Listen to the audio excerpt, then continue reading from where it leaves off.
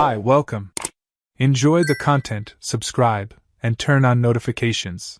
Imagine coming home on a Friday night expecting your partner's usual smile, only to be met with an overwhelming silence, as if someone had turned off the sound in the room. It was in this uncomfortable pause that Michael Turner, a meticulous systems analyst, felt the first scratch in the trust that had sustained 3 years of marriage with Lauren Brooks. He had always lived by the logic of numbers, and when the numbers started telling a different story from the one Lauren narrated, every detail began to matter. 3 work trips in 6 weeks, all last minute, none recorded in the company's shared calendar. Calls received after 11, instantly moved to speakerphone in the hallway. A sudden change of password on her laptop, just like that, she who advocated for digital transparency between couples. You, the observer, might think these are trivial coincidences, but Michael saw patterns, he breathed patterns. The suspicion grew stronger when he cross-referenced her cell phone GPS data, something any IT professional can do in minutes, with bank records displayed in real time by a monitoring app. That night, while Lauren claimed to be boarding a flight to a workshop in Chicago, her card was used to pay for an Italian dinner just 40 miles from their city. On the light blue monitor screen, transactions appeared one after another, like a metronome marking the rhythm of his heartbeat. Earlier, Lauren had given him a quick kiss, the smell of expensive perfume freshly applied, her suitcase packed with military precision.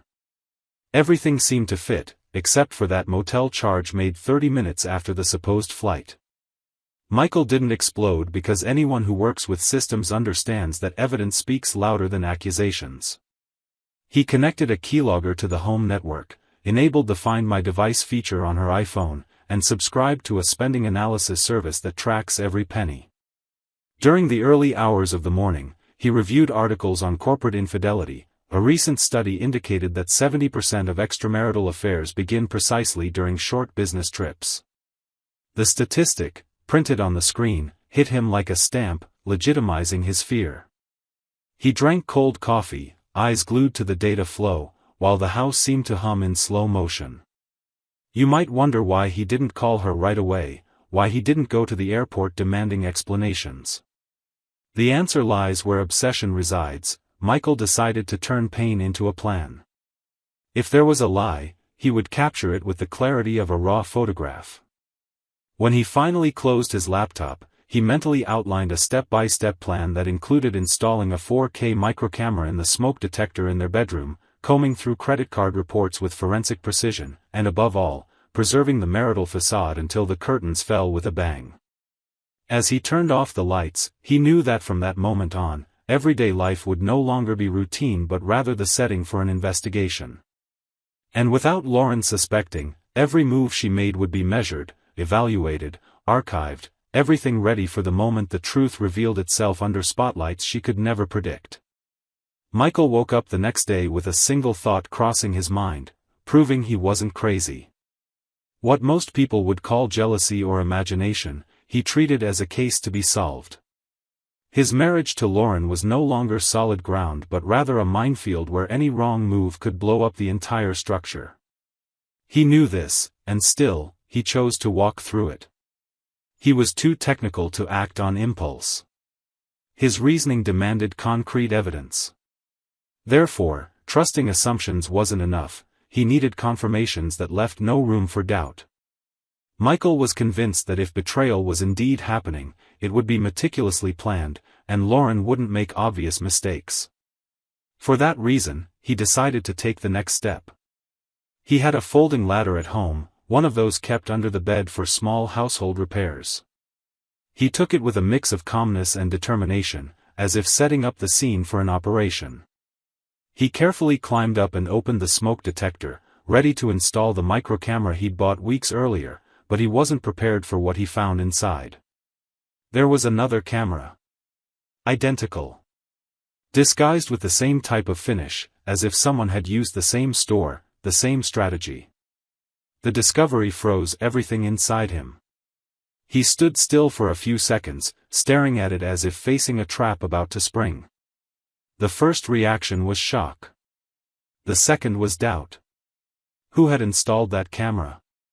Why? And most importantly, since when had someone been watching the room where he slept every night? His initial impulse was to remove the device, but rationality prevailed.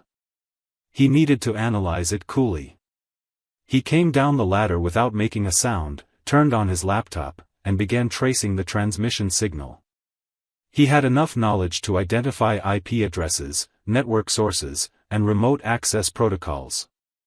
That's how he found the destination of the transmission, another laptop, synced in real time, receiving images not only from the bedroom but also from the living room. The system used a transponder connected via secure signal, and its structure indicated something carefully set up. There, a new layer of truth began to emerge. Lauren wasn't just hiding something. She was also monitoring him. Instead of being merely the observed, she was the observer. What initially seemed like a classic case of infidelity took on deeper contours. Why would she be spying on her own husband? Did she suspect him of something too? Michael swallowed hard as he realized this could be part of a bigger story, a story that involved much more than infidelity. Perhaps their marriage was being corroded from both sides at once. Perhaps, like him, she had discovered something too. Maybe she was just trying to confirm an old suspicion. Even with this revelation, Michael didn't rush. He spent the rest of the day analyzing the recording patterns. He noticed the cameras were active whenever he left the house or spent long hours in the office. This explained why Lauren never insisted he stay home more often. She needed time to review the files, maybe even edit them. The hypothesis was risky but not impossible. And once again, the main point remained: nothing was what it seemed. The domestic life that once appeared predictable now revealed itself as a stage of mutual surveillance, where each tried to understand the other without saying a single word. A silent but brutal game. Michael then began listing all the moments when Lauren's behavior had deviated from the norm. Every excuse to go to bed early, every muffled laugh on the phone with her friend Julie, every out-of-hours meeting with fictitious clients. It all made sense, but in a new way. She wasn't acting like someone simply hiding a lover. She was acting like someone studying an opponent. And this completely changed the dynamic between them. The marriage, which should have been a safe place, had become a field of surveillance and strategies. Two distrustful players, silently plotting plans, each believing the other was lying. It was hard for Michael to accept how much control he had lost over his own routine. The idea of being recorded, evaluated, misinterpreted out of context messed with his mind in ways he had never experienced. It went beyond trust. It was about freedom, about dignity. He began to wonder how long she had been watching him through the lens of a screen, interpreting his gestures, his looks, his silences as pieces of a puzzle. The paranoia, previously fueled only by bank data and strange signals, now gained a face, Lauren's face, sitting somewhere, observing him as if he were a suspect. The anguish wasn't limited to the fear of betrayal but extended to the realization that everything they had lived through in recent months might have been part of an act. Michael no longer knew to what extent his actions had been spontaneous or conditioned by the invisible presence of the cameras. He caught himself thinking about the nights he spent more time on the couch, the mornings he preferred leaving early to avoid conversations. Was Lauren interpreting this as signs of guilt? Was she, like him, building her own narrative based on scattered fragments? This became a cruel paradox. In trying to protect their own hearts, both ended up feeding the same fear, making the same mistakes. Michael still didn't have all the answers, but one thing was certain: what was happening inside that marriage was more complex than any discovery he imagined making. And from that moment on, it wasn't enough to follow the trail of Lauren's lies. It was time to understand why she was following his too. The line between surveillance and distrust shattered completely when Michael decided to check Lauren's complete financial statements. What started as a simple analysis turned into a deep dive into the bowels of his wife's financial life. He activated an automatic categorization feature for expenses, which sorts transactions by location, type of establishment, and time. That's what led him to the first major concrete point of rupture: a series of periodic transfers to an account with a name he had never seen before, L. Brooks Consulting. The detail was that Lauren didn't own a registered business under her own name, nor had she ever mentioned any plans to start one. The transfers weren't extravagant amounts, but they followed a very specific pattern, always on Wednesdays, between 11 a.m. and 11:30 a.m., exactly $500. The timing coincided with the new lunch break she claimed to have adopted due to strategic meetings with her team. It was as if she were hiding an entire life in small 30-minute blocks. Suspicion took on another dimension when he cross-referenced the data with GPS records and saw that on 6 of the last 8 Wednesdays, her phone stayed within a 500-meter radius of a Sunview motel, a common place, with a discreet facade, that accepted prepaid reservations by card but didn't require the guest's name. The confirmation that something was being carefully orchestrated by Lauren hit Michael like a silent blow. None of what she said in recent weeks matched the data. The maps showed repeated stops, and the bank record supported the parallel routine. He even noticed that the day before the trip where she claimed to have flown to Chicago, she bought a sophisticated piece of lingerie and, on the same day, renewed her reservation at the same motel that had already appeared in previous weeks. This wasn't a slip-up, it was planning. But what truly deepened the impact of the discovery was the date of a particular purchase. 3 days after he returned from a professional conference in Seattle, she bought a surveillance camera kit and a GPS transponder, from the same online store he used to buy his. The coincidence was disturbing. It indicated that she not only began to suspect him but also took practical steps to confirm her suspicions.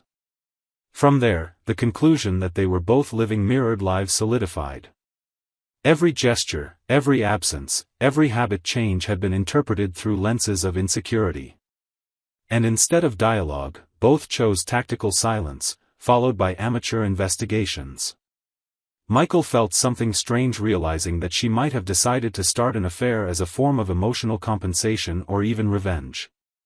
The line between motivation and consequence began to blur. Was she really interested in another man, or did she just want him to feel the way she had been feeling? His mind dove deep into this doubt. Thinking that the infidelity wasn't just physical but emotional, symbolic, a way to communicate something never spoken aloud, amplified the pain. He began to understand that their marriage was trapped in a silent cycle of undeclared retaliation. They had created a system where each reacted to the other in silence and calculation, as if on opposite sides of a courtroom without a judge. Intimacy had been replaced by hypotheses, and feelings by interpretations.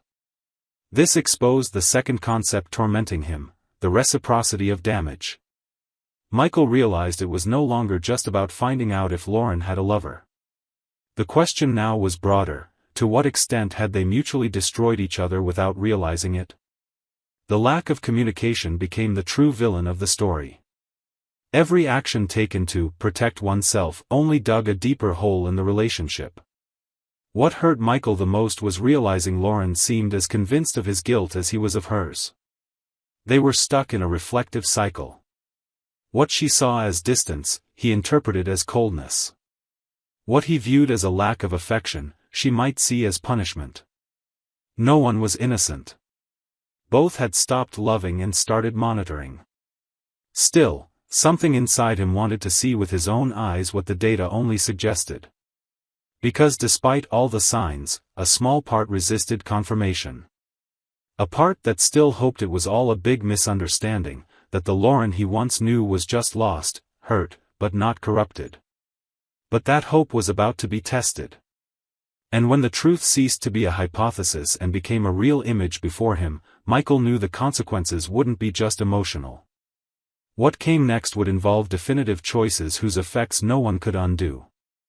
Michael had spent days dealing with numbers, coordinates, images, and data cross-referencing. All in silence. All with the self-control of someone who chooses to suffer quietly rather than risk appearing weak by exposing his pain. But inside him, anger accumulated in layers. It wasn't just jealousy. It wasn't just insecurity. It was humiliation. The feeling of being treated like a fool while every detail of his routine was dissected by someone who shared his bed. Someone who once promised partnership but chose to investigate instead of talking. And the cruelest part, Lauren was doing all this as if she were sure he deserved it. It ate away at him from the inside. He understood there was only one way to regain the dignity she tried to take from him: expose everything. And it wouldn't be a discreet exposure, done behind closed doors. It was necessary to return, with the same strategic coldness, every piece of shame she made him feel. Michael discovered that the Tyler Jordan name used for motel reservations was the regional manager at the same company where Lauren worked. By investigating public records, he found proof of meetings between them on dates that matched the days she claimed to be in other cities. The professional connection gradually transformed into a carefully hidden intimate alliance. But now, he had enough evidence to turn that alliance into a scandal. During the planning of his revenge, Michael enlisted the help of a former college classmate who worked in corporate security. Together, they compiled videos, screenshots, bank statements, geolocated transactions. Everything time-stamped, everything organized like a dossier. He didn't want impulsive revenge. He wanted something surgical. Something that cut deep but left no room for dispute. He knew Lauren's weakest point was her reputation. She had risen too fast in the company hierarchy to admit any public misstep. That was the one thing that still kept her chin up. At the company's annual convention, broadcast live on the corporate intranet, Michael appeared as a guest of one of the investors in the IT sector. He wasn't expected. No one knew he would come. And that's exactly what gave even more weight to what happened there. During the final round of questions and answers, he requested the floor. Calmly, as if delivering a technical report, he connected his laptop to the main screen and showed what he called the result of a personal integrity audit. No one understood until the first video appeared. The footage showed Tyler leaving the motel with Lauren, both getting into the same car. Next, bank statements, reservations made under third-party names, and corporate emails with fake meeting codes appeared. The auditorium fell into absolute silence. No words were spoken for long seconds. Tyler stood up trying to interrupt, but it was too late. The company's ethics director called security, and the two were escorted out while the room still tried to process what had been revealed. Lauren tried to maintain composure, but her eyes were filled with panic. When she realized Michael had planned every detail of that moment, she understood how much she underestimated his ability to react. She not only lost her husband's trust but saw the impeccable professional image she had spent years building collapse in front of everyone. Michael, on the other hand, remained impassive. There was pain, but it was controlled. It was no longer an open wound. It was now a scar he had learned to use as a shield. What mattered most, at that moment, was that he managed to reverse the roles. That was the scene he wanted to keep in his memory: Lauren, cornered, watching her lover exposed, her reputation dissolve, and the authority she used to manipulate him crumble amidst awkward applause. Michael's revenge wasn't shouted, wasn't impulsive. It was calculated. And precisely because of that, it was devastating. When silence took over the room and all eyes turned to Lauren, what broke there was more than a professional reputation. It was the illusion that well-told lies can sustain anything. She remained motionless, unable to formulate even a coherent defense. Her eyes searched for answers in faces that no longer offered comfort, only judgment. Michael left the convention without looking back. He had accomplished what he needed to do. What he carried from that point forward was no longer a desire for revenge but a profound liberation. He had spent so much time trapped in assumptions, theories, and trails of distrust that seeing everything collapse in front of the truth felt like taking a deep breath after being submerged for a long time. In the days that followed, the company's internal media downplayed the incident with evasive notes, and leadership treated the episode as a review of ethical conduct. But those who witnessed it never forgot. Tyler lost his position, Lauren submitted her resignation, and the two disappeared from the corporate public scene. Michael, on the other hand, moved in a different direction. He sold the apartment, quit his job, and decided to start over. For the first time in years, he chose to live without calculating every step. He understood that the greatest betrayal, in the end, didn't come from hidden actions but from the omission of words. Both had spent months spying on each other instead of listening. If they had talked when doubts arose, perhaps the outcome would have been different. But the lack of dialogue turned them into enemies in a field where both believed they were protecting themselves. Over time, Lauren tried to reach out. She sent messages, wrote emails, and even showed up at his new address. Not to apologize, but to say she now understood what they had both lost. She tried to justify her decisions, saying she believed she was being betrayed. That all her actions were born out of fear. Michael listened but didn't respond. She left in silence, and he realized, in that moment, that some scars no longer hurt but also don't allow for reconciliation. Sometimes, the lesson comes precisely in the absence of forgiveness. Living with the weight of what one has caused another is more educational than any quick pardon. The most surprising development, however, came months later. One of the company's lawyers contacted Michael informing him that, due to the allegations and evidence provided, he was entitled to a portion of the settlement paid by Tyler to the corporation in a judicial agreement. The amount was substantial. It could have allowed him to rebuild his life comfortably. But upon receiving the deposit, Michael made an unexpected decision. He donated it all to an organization that investigates digital crimes and privacy violations. He wanted to transform his pain into a shield for others. The woman who had destroyed his peace with cameras and trackers was now the reason he contributed to protecting the freedom of strangers. There, the story ends not with a reconciliatory kiss or a sweet overcoming together finale. But with a choice. The choice of someone who, even wounded, decided to transform everything he learned into something no one could take away from him. And perhaps, in this final gesture, lies the true victory. Because there is something stronger than revenge, more powerful than anger, the ability to move forward without carrying what no longer deserves space within you. Thank you for watching the video. If you enjoyed it, don't forget to subscribe to the channel and turn on notifications so you won't miss any updates. See you next time.